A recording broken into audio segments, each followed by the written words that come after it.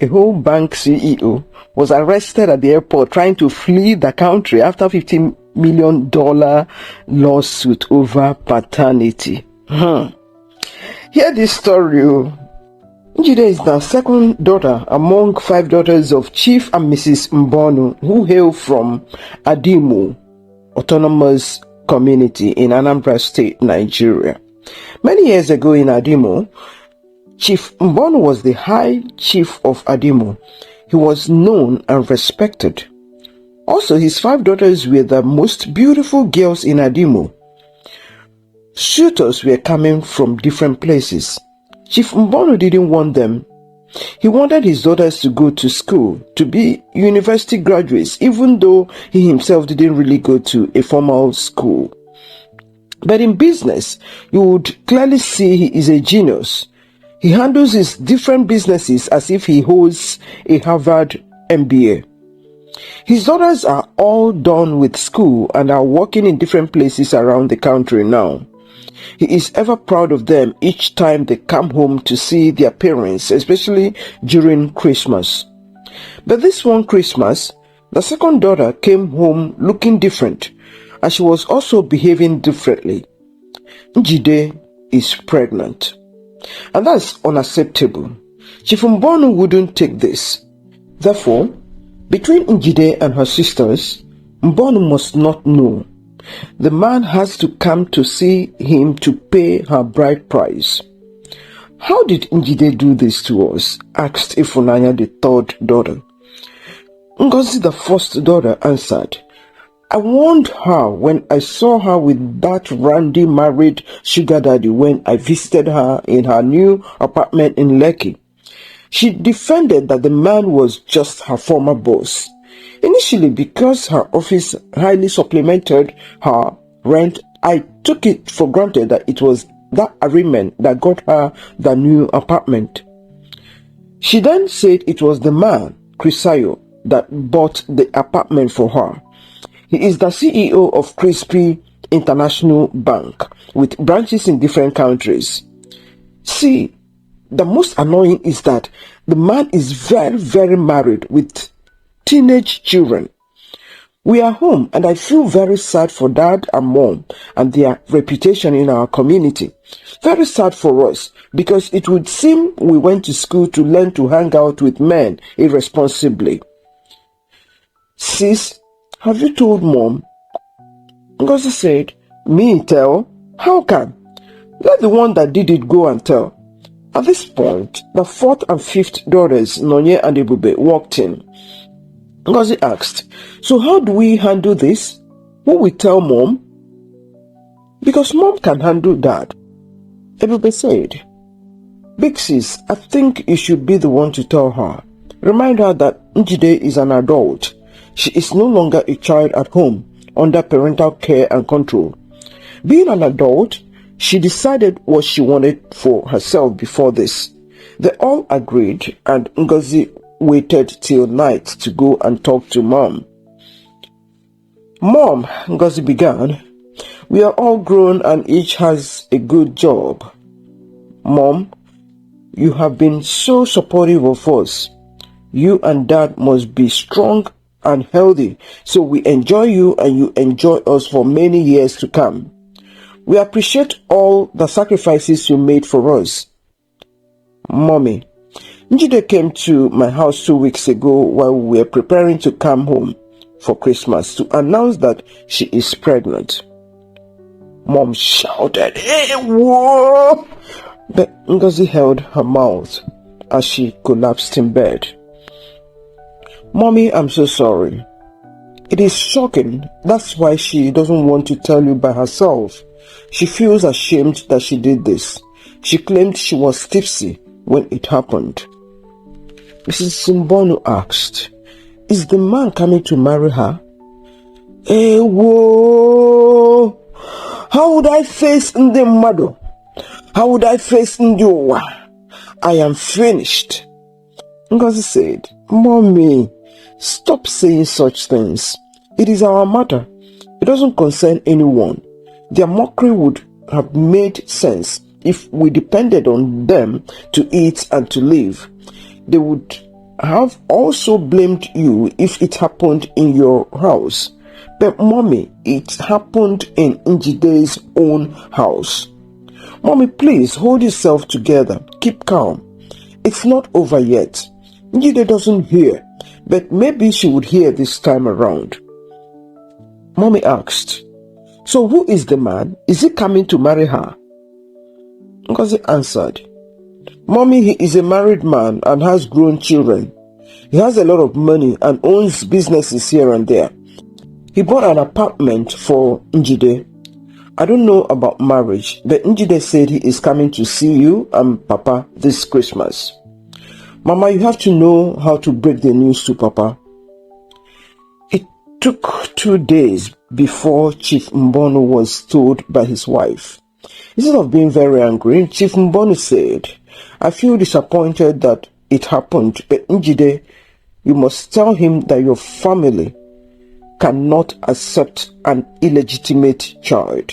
He must come and do something on your herd so that the child would bear his name. He must come and pay the bride price. Krisayo, meanwhile, has another side chick that already has 2 babies for him. The beautiful baby mama is a Ghanaian called Nengi. And Krisayo feels on top of the world, having beautiful girls at his beck and call. His wife and children are on vacation in Spain. They have been in one of the best hotels in Spain for over 1 week now. At this, Krisayo feels free to frolic around. Njide called him and said, Babe, my daddy is giving me hello. When are you coming?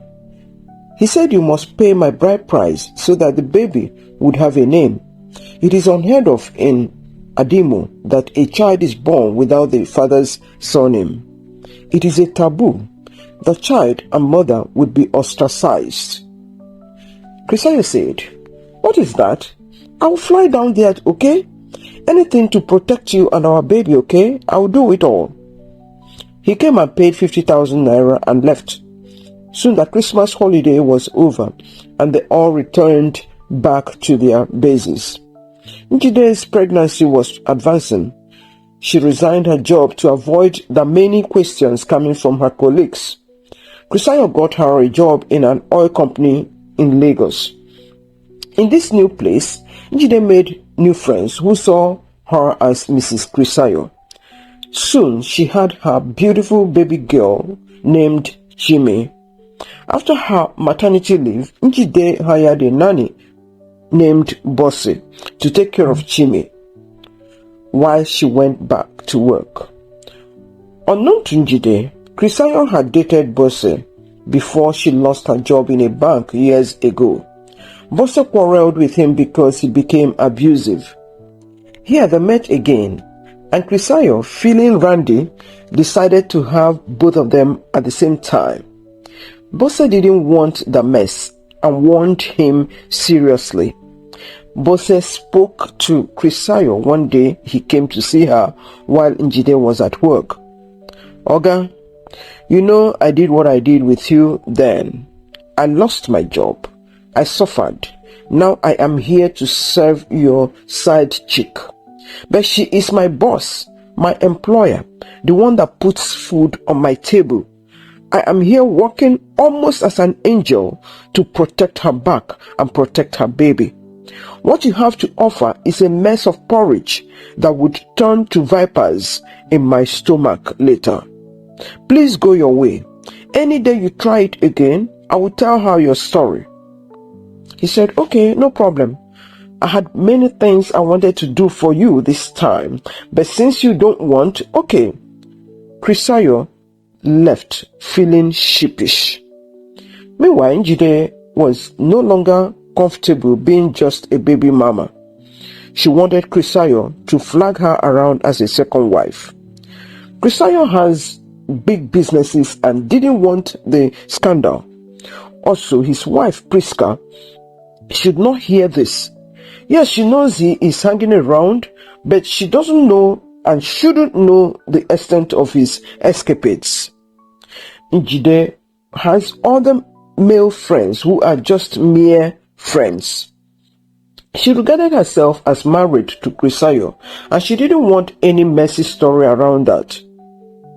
She only wants loud recognition by Krisayo's immediate family and also by his larger family. Krisayo doesn't want the mess either. A big quarrel started between the two. Krisayo accused Njide of scheming her way into his life because of his money. He said, "Njide, you have schemed your way into having a baby for me. I told you to remove it, but you refused. You wanted to parade yourself as my wife since the baby bears my name. You are not my wife, and as it stands, I want to end everything I had with you. You are an ingrate. What have I not done for you? Yet you will not rest. The scandal is already out. My wife will soon hear, if she hasn't heard already. As a matter of fact, I want to let you know that I doubt that I am the father of this child. I am not. I want to take back my apartment. I give you 1 month to pack out." Njide wanted to reply, but he slapped her and kicked her. He didn't know that Njide installed some cameras and Bose watched it happen. Krisayo's network is incredible. How could a little girl of 23 face this giant, the business mogul? In 2 weeks, Njide moved to her big sister's house. Ngozi welcomed her and Chimi. A bit of the story had hit the social media, and netizens and all the social media in-laws were talking about the Krisayo's scandal. Prisca read it and confronted him. "You are such a dog," Prisca said. "A little money and all you do is chase little girls around. I told you years ago that there are sins you don't commit, not because you don't want to, but because you could not afford them. You didn't have the money then. Now you have the money, and you are swimming in it like a fish that cannot do without water. You sort it out. Learn not to drag me into it, please." Krisayo didn't know how to respond to the wife that had been devoted to him, knowing he had messed up big time. He knows he had been messing up, but this time, has come to the open. How did he think his womanizing could be hidden under the sun? His reputation is in the muds now. He collected a car key from his driver and drove off alone. He picked his good friend in crime, Adams, for a drive around town. They discussed the issue and Adams told him to open up to his wife if he wanted peace, and that he should claim it was a mistake. Krisayo countered, "How could Prisca accept it's a mistake? Is she a fool?" Adams said, "It's not that she would believe you that it's a mistake. It's just that she would accept your foolishness, knowing that the deed is done already. You would only begin to pull yourself away from the mess. The first is to push that you are not the father of the child. That girl has many other men." Krisayo asked, "What about DNA tests? What if it points to me as the father of the child, which it likely would?" Adams said, "What are you talking about? You are not the father means you are not the father. Whatever the DNA results say, be bold in rejecting the baby and saying no, period." Krisayo went home sober. Unknown to him, Prisca has another plan. He came to her and held her looking repentant. He muttered the words of the whole affair being a grave mistake. "Pris, my love, I am really sorry. It should never have happened, but it's all a mistake. I am sorry. Please forgive me." Prisca said, "It's okay. Did you say you are not the father of the child?" Krisayo didn't know this was a trap, and he failed. He said, "No, Pris, she is not my child." That nailed it for Pris. That this guy had not only been grossly unfaithful, but he is lying concerning the outcome of his cheating.